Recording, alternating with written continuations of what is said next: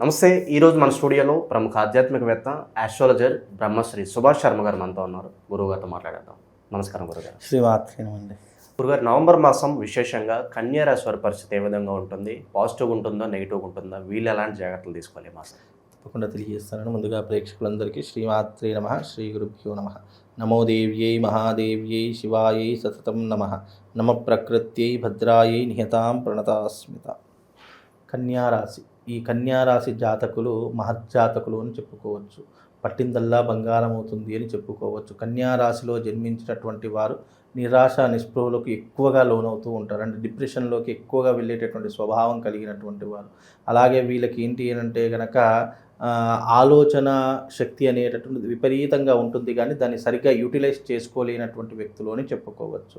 అలాగే వీళ్ళకు సహనం ఓపిక చాలా ఎక్కువ అని చెప్పుకోవచ్చు. ఏదైనా పనులు చేసినా కూడా 1కి 10 సార్లు ఆలోచన చేస్తూ ఉంటారు. వీళ్ళకు ఓపిక సహనం చాలా ఎక్కువగా ఉంటుంది. అలాగే వీళ్ళు ఎక్కువగా వృత్తి వ్యాపారాదులు ఎక్కువగా రాణించేటటువంటి వ్యక్తులుగా ఉంటారు. ఎదుటి వారికి సలహాదారులుగా ఉండేటటువంటి వ్యక్తులు ఉంటారు.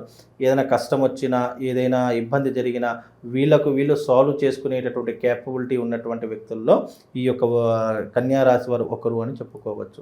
అలాగే ఈ కన్యారాశి వారికి అధిపతి బుధుడు అవుతాడు కాబట్టి వీళ్ళకు మంచి నాలెడ్జ్ ఎక్కువగా ఉంటుంది. సరైనటువంటి గైడెన్స్ ఏది అని ఆలోచించేటటువంటి వ్యక్తుల్లో వీళ్ళే సాటి అని చెప్పుకోవచ్చు.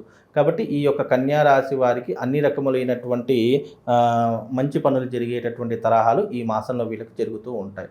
వృత్తి వ్యాపారాదుల్లో మంచి లాభాలు గడిస్తూ ఉంటారు.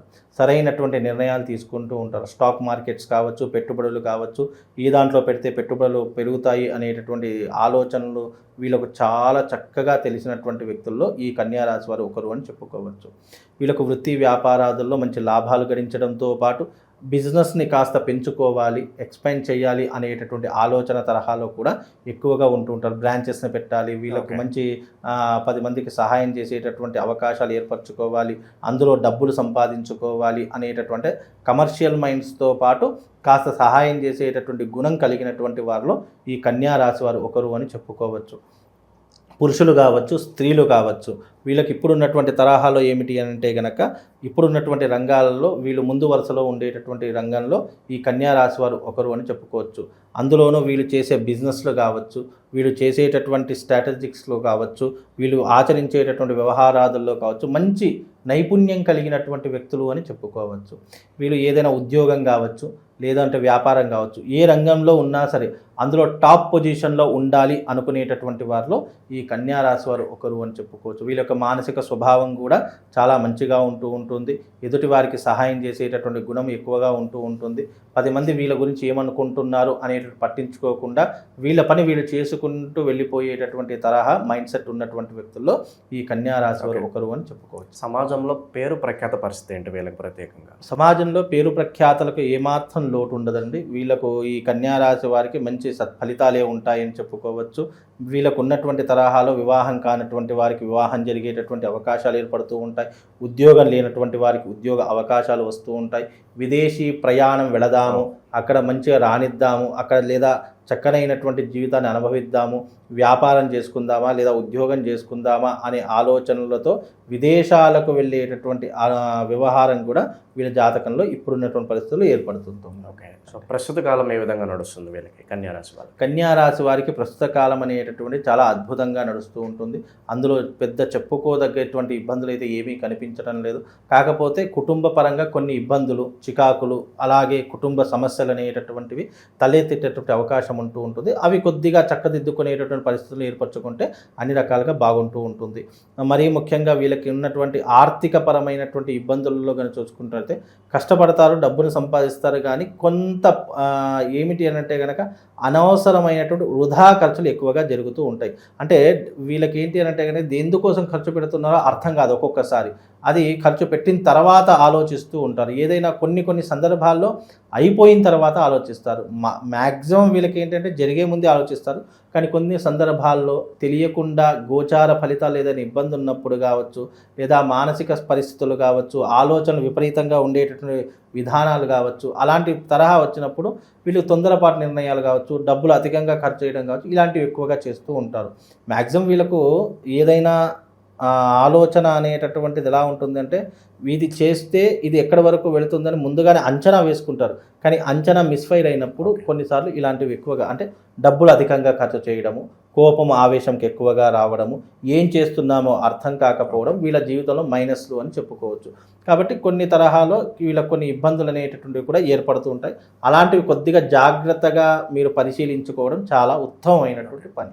ఇక విశేషంగా మరి ఎలాంటి పరిహారాలు చేసుకుంటే బాగుంటుంది ఈ మాసం ప్రత్యేకంగా? ఈ మాసంలో కనుక ఏదైనా పరిహారాలు చేసుకోవాలి అని అనుకుంటే కన్యా రాశి వారు తప్పకుండా సుబ్రహ్మణ్య స్వామి ఆరాధన చేసుకునే ప్రయత్నం చేయండి.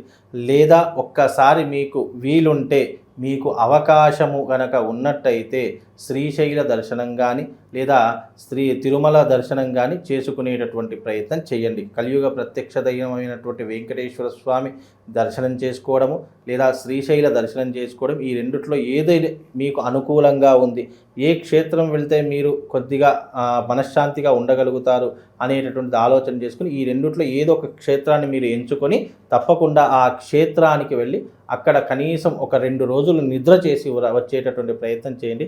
తద్వారా మీకు శుభం లాభంతో పాటు అదృష్ట యోగం కూడా వరిస్తూ ఉంటుంది. అందులోనూ ఇది కార్తీక మాసం కాబట్టి మీరు శివశక్తి లింగాన్ని పూజించేటటువంటి ప్రయత్నం చేయండి. శివశక్తి లింగము అని అంటే గనక శివలింగం మీద శ్రీచక్ర నిర్మితమైనటువంటి ఆకారం అంటూ ఉంటుంది. ఆ రకమైనటువంటి శివలింగాన్ని తెచ్చుకొని మీరు ఈ కార్తీక మాసం మొత్తం పూజించుకునే ప్రయత్నం చేయండి.